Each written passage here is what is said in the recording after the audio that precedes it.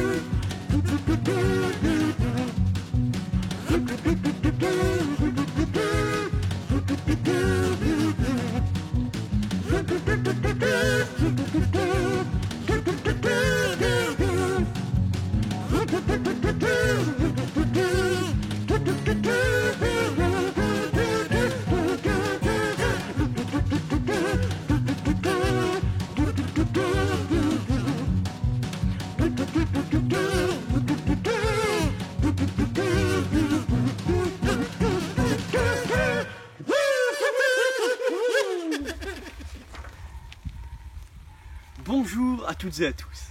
C'est ici, au parc de la préhistoire, que nous venons redécouvrir l'histoire de la Terre. À travers les années, comment la Terre fut façonnée et découvrir de nouvelles espèces, peuplant notre Terre.